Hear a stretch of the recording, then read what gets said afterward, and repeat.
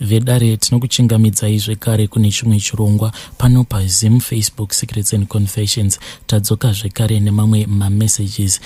Zvakangoma hazvo veduwe. Regedzai tibva tapinda mumamessages edu atadzoka takakubatirai. Message yedu yekutanga yakamira sekudai so. Hanzi makadii zvenyu mukomana She, ndinokumbirawo kuti munge muchindiposterawo nyaya yangu makavikawo chitupa changu.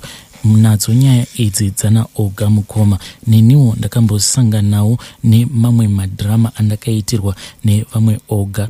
Asi ndega ndakaona kuti panapa kana ndikangoda kungokabira chete ndinokwanisa kunyura, because zvakaitika mukoma ndakamboita kanguva kainge kakati rebei, basa richinetsa kuwana. Kudzamara ndazopiwa idea neumwewo mukadzi uyo ainge achigarawo in that same location kuno kwandinogara. Ndiri kuraramawo ndiri munyika yevatorwa. Saka mukadzi uya akabva azondiudza kuti komadii mamboenda kunozama kunomira kumarobots uko.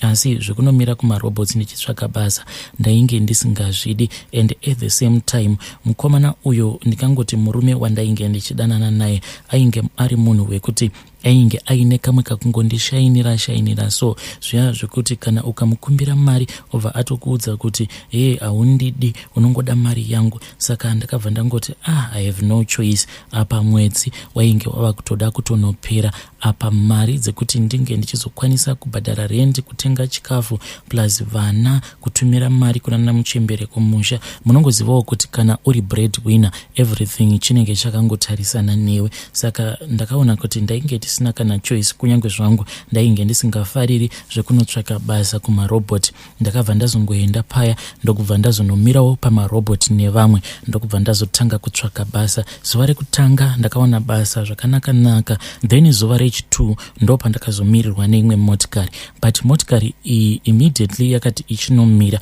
ndakabva ndairecognize kuti kunyange zvangu ndainge ndisina kana nguva yakati rebei ndichiuya kuzomaketa parobot apa, but mota iyoyo ndainge ndakamboiona before because it looked so familiar, and chakaita kuti motikari iyi ndinge ndichirecognize kuti motikari iyi yakambodarika nepano mani nezuro. Inhau yekuti yakatombomira, vanhu ndokubva vatombomhanya vachienda pamotikari paya, asi murume ainge ari mumotikari imomo akabva azongotarisa but akaramba akatarisa kwandainge ndakamira, because ndainge ndichiri nekakunyara kaika kekuti kana uchangosvikawo panzvimbo haukwanisi kungokaruka wava kutoita zvinenge zvichiita vanhu panzvimbo ipapo. Munongozivawo kuti kana muchiita zvekumaketa kumarobot unotoita zvehasha kuti ukwanise kuwana piece job racho. Manje zvainge zvisati zvapinda muropa, saka ndainge ndakangomirawo kwangu ndega ndichingotiwo maybe panewo achazongondinongedzera achiti ari kudawo kundipawo piece job. Saka murume uya akangovhura windo rake ndokubva atarisa akaramba akanditarisa ndokubva atosimudzira motikari. Hana kana waakambotaura neni ndokubva aenda zvake. Then the following day ndakatogara zvangu. On that day ndainge ndanonoka kusvika paground, saka by the time yandakazosvika kuya mukoma ndainge ndisitomborina kana tarisiro yekuti ndinokwanisa kuzowanawo munhu ainge achida kundipawo piece job. Ndakati ndichinosvika paya mukoma ndakabva ndaona kuti vakadzi vazhinji vainge vatonongwa nevanhu vaya vemapiece job, plus ndakabva ndanzwa kuti pane zvimwe zvevheni zvainge zvambosvika ndokubva zvambononga vanhu vashoma. So vanhu vainge vakawanda vainge vari vanhurume nevamwe vakadzi just 1 or 2. Neniwo ndainge ndichabvawo kusvika panzvimbo. Ndakangoti ndati garei, then motikari iya yakabva yazodzoka futi ndokubva yamira. Saka motikari iya yakati yadzoka, munhu uya paainge achibvunzwa nevamwe avo vatainge takamira navo parobot kuti ainge achida munhu wemapiece job here, haana kana munhu waakambotaura naye, akabva azongonongedzera kwandiri. Inini mukoma murume uyu akati achingonondinongedzera ndakabva ndanzwa hana yangu ichirova, ndokubva ndamhanyawo ndichienda kumotikari kuya ndichizviudza kutoti zvangu zvatoita, at least kana ndikaitawo chipiece job kana kuri kunzi murume uyu akakwanisa kundipawo chipiece job ndobva ndatobhadharawo rent. So mukoma ndakabva ndangomhanya ndokubva ndanovhura motikari. Ndakavhura door reku-back seat akabva ati no, come and sit at the front. Murume uyu akati achingonotaura kudai ndakabva ndatonzwa netoni yake kuti ava ndiogaka muchinda uyu ainge ari muNigerian. Asi ndakabva ndazongopinda mumotikari muya akabva azotanga kudhiraivha motikari yake ndokubva ati kwandinogara akusimbori kure.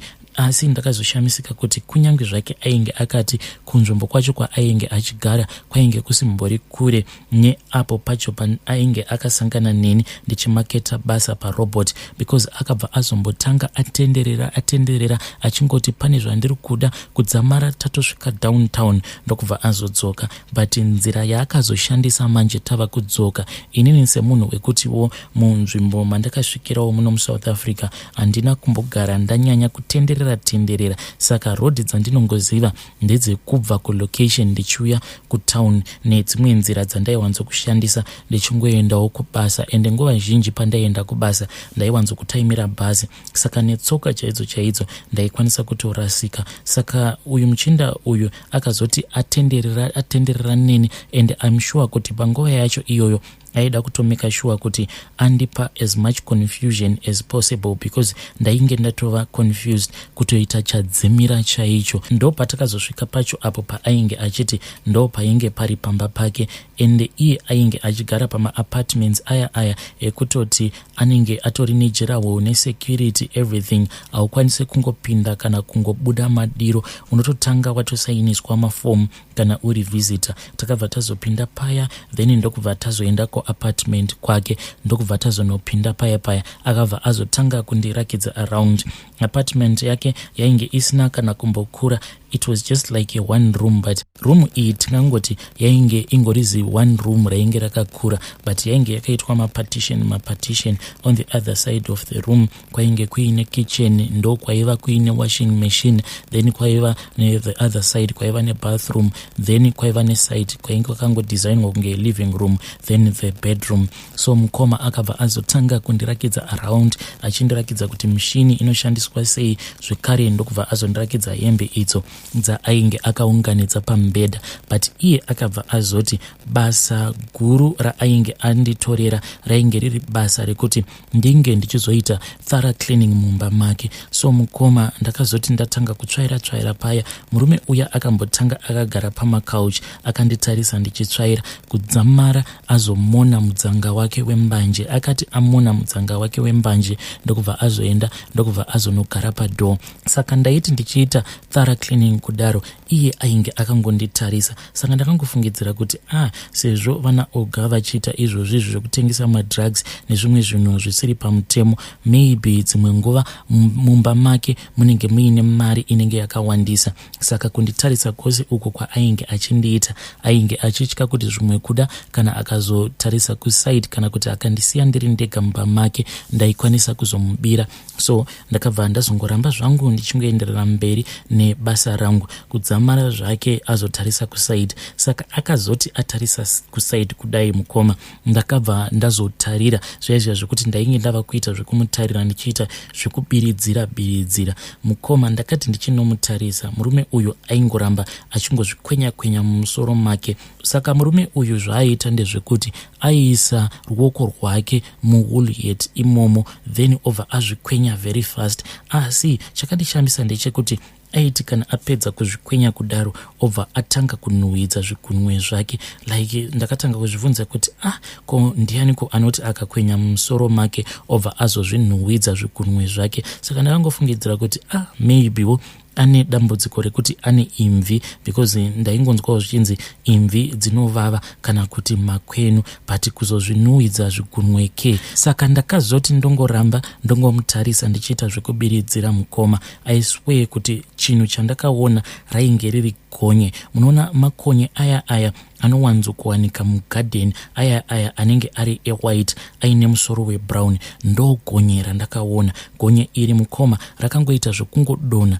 richibva mumusoro make. Ndakaramba ndakatarisa gonye riya, iye akabva azocheuka. So iye akati achingonocheuka, inini ndikabva ndatarisa kusaidi, because ndainge ndisingadi kuti iye ange achizviona kuti pane zvandainge ndaona. Ndakati ndichishanda ndairamba ndichingozvibvunza mibvunzo yakawandisisa kuti asi gonye iri rambonyatsokubva pai. Saka ndakazoti ndava kuyanika ndaita ndichitarisa ndichida kuona kuti maybe padhuze painge paine garden or something, asi mukoma everywhere there was just pavement. Murume uyu akabva azongobuda akati kune kumwe kwaainge achida kumhanyira ndokubva azodzoka. Paakadzoka ainge atenga majuice, akatenga juice rake nejuice rangu ndokubva azoprepare kabreakfast, akangoisa chingwa, bacon netwumwewo twakadaro ndokubva azogadzika. Akati zvako izvi, then iye akabva azotorawo zvake ndokubva azongodyira ari panze kudaro. Inini ndakabva ndazongotsvakawo pekugara ndokubva ndazotanga kudya. Asi ndakati ndichinonwa juice iroro mukoma rainge riine taste yainge iri very different. Juice racho raakandipa rainge rakanzi crush.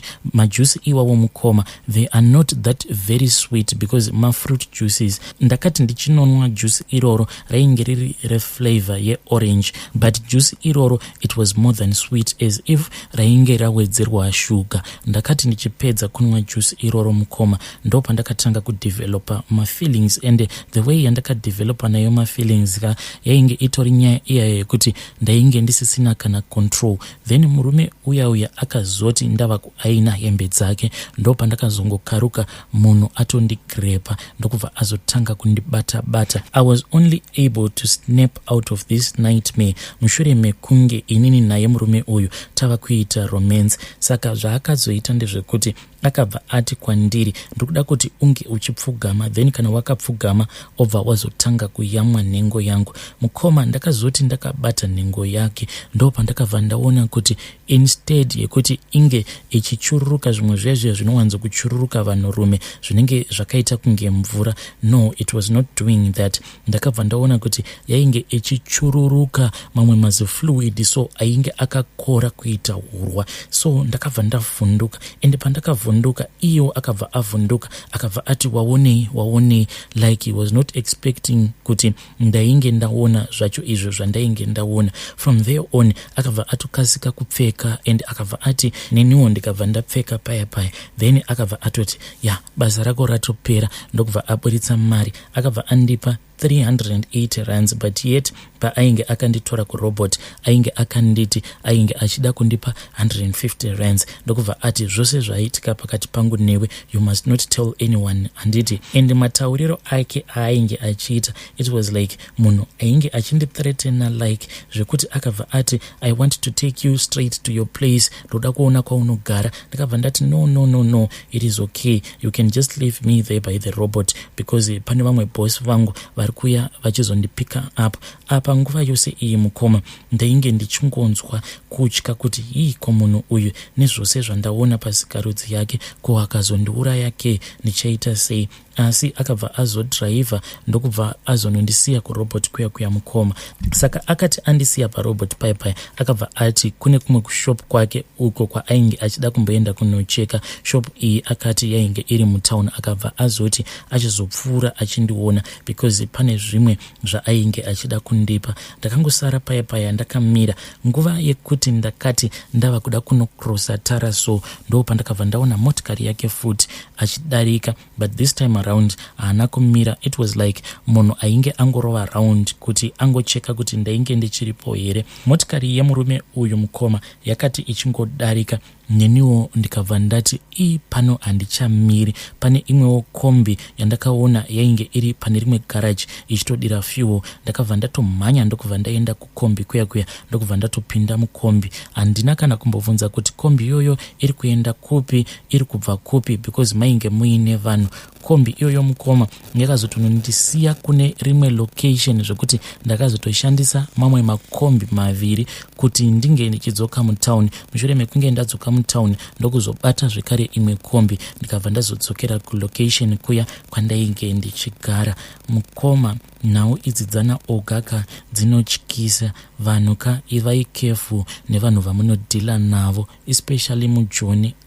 I think kuti vana oga nyange kukuuraya vanokwanisa kukuuraya because murume iye yeka drama dzaakandiitira nemovement dzaakandiitira nanhasi uno mukoma I struggle a lot kuti ndinge ndichinwa juice riya rinonzi crush. When I try to drink it I feel so nauseous zvekuti ndinenge ndava kutoda kutorutsa. Zvakangotangira kubva musi iwoyo wandakapiwa that juice rainge richitapira nemuchinda iyeye wekunigeria. Hey vedare, ndo message iyo yandakatumidzirwa ichibva kuna vanzvadzi vedu. Hey, zvakangooma hazvo vedu we.